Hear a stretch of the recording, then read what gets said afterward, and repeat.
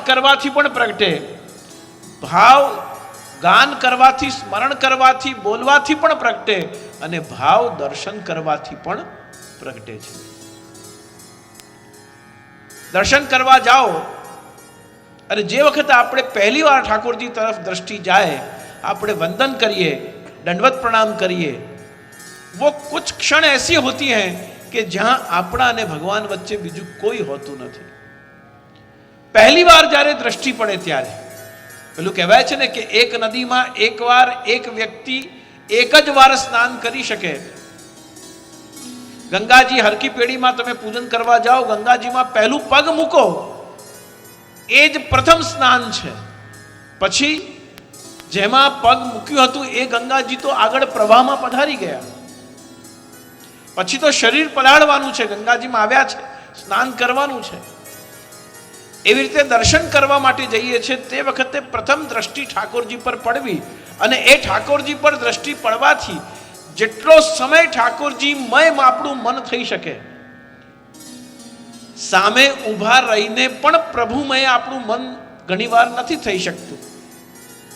પણ મંદિરમાં ગયા, ઠાકોરજીના દર્શન કર્યા, અને જેટલી વાર ઠાકોરજી પર દ્રષ્ટિ છે એટલો સમય 5 સેકન્ડ, 7 સેકન્ડ, 10 સેકન્ડ આપણા અને ઠાકોરજીની વચ્ચે કોઈ નથી. અને જ્યારે આપણા બે વચ્ચે કોઈ નથી ત્યારે જે તત્વ પ્રગટે છે એનું નામ પ્રેમ છે. સાધન ભાવ પ્રેમાચેતી, અને ભક્તિ ભાવ વધારે, અને ભાવ વધે તો આપણને એ પ્રેમનો અનુભવ થાય.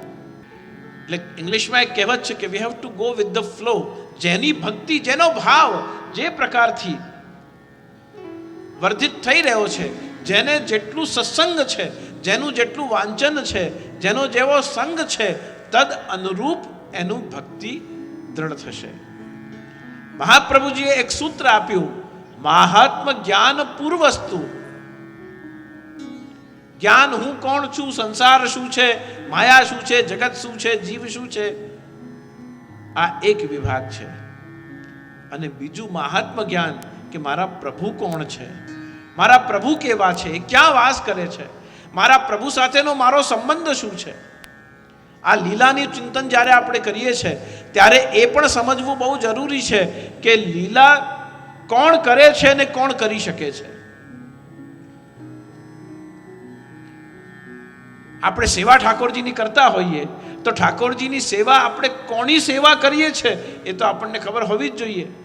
કે જેને વેદોમાં બ્રહ્મ કહ્યો, ઉપનિષદમાં નારાયણ કહ્યું, પુરુષોત્તમ કહ્યો, ભાગવતજી જેને ભગવાન કહે છે, અને વ્રજમાં જેને નંદલાલ કહેવાય છે. વ્રજમાં આ એક જ તત્વ છે જેને અલગ અલગ શાસ્ત્રોએ અલગ અલગ રીતે વર્ણવ્યો છે. વેદોએ કહ્યું કે એકાકી ન રમતે દ્વિતીયમય ઈચ્છત. એની વાત કરીએ આપણે કે ભગવાન જ્યારે જ્યારે કોઈ પણ લીલા કરવા માટે અવતરિત થાય છે, એકાકી ન રમતે. નરસિંહ અવતાર પ્રગટ થાય પણ પ્રહલાદ ન હોય તો નરસિંહ અવતાર પ્રગટ થઈને શું કરે? ભગવાન વામન અવતાર લઈને પ્રગટ થાય પણ રાજા બલિ જેવો મહાદાની ન હોય તો વામન ભગવાન પ્રગટ થઈને શું કરે? જેટલું દશરથ અને કૌશલ્યાજીનું મહત્વ છે એટલું જ મહત્વ મંથરા અને કૈકેયીનું પણ છે. કારણ કે લીલામાં એમને નિમિત્ત બનાવવા છે, અને જે લીલામાં નિમિત્ત બને છે ત્યારે ભગવાન એકાકી ન રમતે દ્વિતીયમય ઈચ્છત. લીલા કરવા માટે એક का होना पर्याप्त नहीं है, दूसरा होना जरूरी है. તો સદ્વિતીયમય ઈચ્છત નો મતલબ એ થયો કે લીલા કોણ કરી રહ્યું છે? તો જે બ્રહ્મ છે, પુરુષોત્તમ છે, નારાયણ છે, અને ભાગવતમાં ભગવાન છે, એ લીલા કરી રહ્યું છે. તો આ વખતે કઈ લીલાનું ચિંતન આપણે કરી રહ્યા છીએ? તો આ વખતે એ લીલાનું ચિંતન કરી રહ્યા છે જે લીલા ભગવાને કરી છે. તો ભગવાને કઈ લીલા કરી છે? તો ભગવાને ભાગવતમાં જે લીલા કરી છે, એટલે ભાગવતજી જેનું વર્ણન કરી રહ્યા છે, શ્રી વ્યાસજી અને શ્રી શુકદેવજીએ જે વર્ણન કર્યું છે એ ભગવાનની લીલાનું આપણે આ ચિંતન કરી રહ્યા છીએ. અને એ પરબ્રહ્મ ભગવાનનું જ્યારે આપણે ચિંતન કરીએ છીએ ત્યારે એ લીલા પુરુષોત્તમ પણ છે, લીલા બ્રહ્મ છે, આ બ્રહ્મની લીલા છે. તો ફરી એકવાર રિપીટ કરીએ. પહેલા રુચિ થાય, પછી શાસ્ત્ર અને સંગ, ભગવદીયનો સંગ અને ગ્રંથનું અધ્યયન આપણને સાધન પ્રાપ્ત કરવા, એના પછી આપણને પ્રેમ થવો, ઠાકોરજી પ્રત્યે લાગણી પ્રગટ થવી, પ્રેમ થવો. ચોથી વસ્તુ ભક્તિનું પ્રાગટ્ય થવું, અને ભક્તિ આવે એટલે પછી ભગવાનમાં ભાવ જાગે. પાંચમી વસ્તુ ભાવ પ્રગટ થઈ. અને જ્યારે ભાવનું પ્રાગટ્ય થાય છે ત્યારે ભગવાનની લીલા સમજાય છે. કોણ લીલા કરી રહ્યું છે, કોણ લીલા કરી શકે, ક્યારે ભગવાને કઈ લીલા કરી છે અને કોની સાથે ભગવાને લીલા કરી છે. આ ચાર વિભાગ થયા. કોણ કરી શકે એક વિભાગ છે, કોણ કરી રહ્યું છે બીજો વિભાગ છે, ક્યારે કરી છે ત્રીજો વિભાગ છે, અને ભગવાનની લીલાનું અંગ, ભગવાનની લીલા કોણ, ભગવાન કોની સાથે લીલા કરી શકે. ચાર વિભાગમાં આ વિષયને સમજવો પડશે. તો જે લીલા પુરુષોત્તમ છે, જે લીલા નાયક છે, એ કોણ છે? સૌથી પહેલા લીલા કરને વાલા કોણ है? તો લીલા બે રીતે થઈ શકે. શાસન બે રીતે ચાલે. એક યસ મિનિસ્ટર, પ્રેસિડેન્ટનું કોઈ રોલ નથી, પણ પ્રેસિડેન્ટ પાસે રેઝોલ્યુશન પાસ થાય તો એપ્રૂવ કરાવવા એની પાસે જવું પડે. ભગવાન એપ્રૂવ કરી દે કે ચલો ये बात इस बार ऐसी लीला कर लो. એક પ્રેસિડેન્શિયલ રૂલ છે કે એક સર્વશક્તિમાન છે અને એ લીલા કરી રહ્યો છે. અને પૂર્ણાવતાર તરીકે જ્યારે પ્રગટે છે ત્યારે એ સ્વયં પોતે લીલા પુરુષોત્તમ બની જાય છે. લીલા પુરુષોત્તમ બની જાય છે એટલે હવે રેઝોલ્યુશન પાસ નથી કરવાનું, હવે એનું એપ્રુવલ નથી લેવાનું, હવે તો એ પોતે જ જે એપ્રુવલ લેવા વાળો છે, જે એપ્રુવલ આપવા વાળો છે, એ પોતે જ સ્વયં મેદાનમાં ઉતરીને હવે સ્વયં લીલા કરી રહ્યો છે. તો બે વિભાગ થયા. જ્યારે અંશાવતાર તરીકે, કલાવતાર તરીકે, આવેશ અવતાર તરીકે જ્યારે જ્યારે ભગવાન ભૂતલ પર પધારે છે ત્યારે મૂળ રૂપ પ્રભુ પ્રગટ નથી કરતા, માત્ર આવેશાત્મક. પરશુરામ અવતાર થયો ભગવાનનો, પરશુરામ અવતાર થયો ત્યારે 365 દિવસ તો પરશુરામજી હ્યુમન ફોર્મમાં, માનવ આકૃતિમાં, માનવની જેમ જ રહે છે. પણ જ્યારે જે લીલા માટે પરશુરામજીનો અવતાર થયો છે, જે લીલા માટે પરશુરામજી આવ્યા છે, એ લીલા જ્યારે કરવી હશે ત્યારે પરશુરામજીમાં એ આવેશ આવે છે. અને જ્યારે પરશુરામજીમાં એ ભગવાનનું આવેશ આવે છે તે વખતે સંસારમાં કોઈએ ક્યારે ન કર્યું હોય એવું પરશુરામજી કરવામાં સક્ષમ બની જાય છે. આવેશ અવતાર, કલા અવતાર, પ્રકૃતિના નિયમોને પણ બાજુ પર રાખીને અને હિરણ્યકશ્યપને વરદાન આપ્યું, કારણ કે એની સાધના પ્રબલ હતી. સાધના પ્રબલ હતી એટલે વરદાન તો મળ્યું કે ન રાત્રિ में, ન दिन में, ન घर में, ન બહાર, કોઈ પણ જગ્યાએ ભગવાન કોઈ મને મારી ન શકે એવું વરદાન આપજો. ન अस्त्र से, न शस्त्र से, न दिन में, न रात में.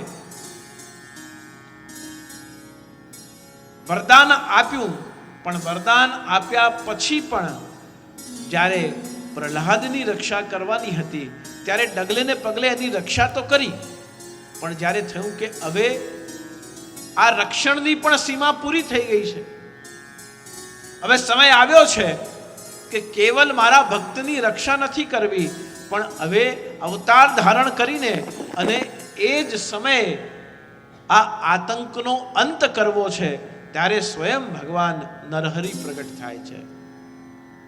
તો કોણ લીલા કરી રહ્યું છે? નરસિંહ અવતારમાં આપણે જાણીએ છીએ કે નરસિંહ અવતારમાં કોઈના માતાના ગર્ભમાં ભગવાન 9 માસ બિરાજ્યા છે અને પછી સમય આવ્યો ત્યારે 9મા માસમાં ભગવાન પ્રગટ થયા છે એવું નથી. સ્તંભમાં અપ્રગટ રીતે બિરાજમાન હતા. શ્રદ્ધા, ભક્તિ અને ભાવ ત્રણે એટલા પ્રબલ વધ્યા કે સ્તંભમાંથી પણ બહાર પ્રત્યક્ષ પ્રગટ થવું પડ્યું. આ લીલા છે, જે અદ્રશ્ય છે, જે દેખાતો નથી, છતાં પણ આપણી ભાવની, ભક્તિની અને પ્રેમના વશ થઈ એ પ્રબલ સ્વરૂપ ધારણ કરી અને જે પોતાના વચન હોય, વરદાન હોય, એને પણ ઓવરકમ કરીને અને ભગવાન પ્રગટ થઈ જાય. આવેશ અવતાર, કલા અવતાર, તો પોતે લીલામાં ન પધારે અને અલગ અલગ પ્રકારથી અવતાર લઈને ખબર પડી કે દેવાસુર સંગ્રામ થઈ રહ્યો છે, વાસુકીને દોરડો બનાવી અને પર્વતનું મંથન થવાનું છે. સમુદ્ર મંથનમાં ભગવાનને થયું કે આ સમુદ્ર મંથન થશે તો પર્વત આકૃતિ એવી છે કે મંથન થતા થતા ટોચ ઉપર છે અને એનો વ્યાસ નીચે વધારે છે. થતા થતા 2-4 વાર થશે અને પર્વત સમુદ્રમાં સમાઈ જશે. ભગવાનને થયું કે નહીં, લીલા અધૂરી રહી જશે. શું કર્યું? ભગવાન સ્વયં કુર્મા અવતાર તરીકે પધાર્યા. પોતાની પીઠ ઉપર પર્વતને ધારણ કર્યું અને પછી સમુદ્ર મંથન કરાવ્યું. તો કુર્મા અવતાર ધારણ કર્યું. જ્યારે એ લીલામાં પોતે પ્રગટ થવું હતું ત્યારે જ પ્રગટ્યા. તો લીલા કોણ કર રહા હૈ? એક જે રેઝોલ્યુશન પાસ કરે છે એ છે, અને બીજો રેઝોલ્યુશનની પણ જરૂરત નથી. પોતે જે ડ્રાફ્ટિંગ કરીને પોતે પોતાના હિસાબે પ્રગટ થઈને અને વિષય જ પોતે બની જાય છે. જે લીલામૃતનું આપણે ચિંતન કરવાના છે એ લીલામૃતનું ચિંતન સ્વયં ભગવાન પોતે પ્રગટ થયા છે. ઐશ્વર્ય સ્વરૂપે કે કેવલ આવેશ તરીકે કે કેવલ કલા તરીકે નહીં, કૃષ્ણસ્તુ ભગવાન સ્વયં સાક્ષાત પૂર્ણ પુરુષોત્તમ નારાયણ પરબ્રહ્મ પરમાત્મા ભગવાન શ્રી કૃષ્ણ સ્વયં આવ્યા, પોતે પ્રગટ્યા અને પોતે જે લીલા કરી છે એ લીલાનું ચિંતન આપણે કરવાનું છે.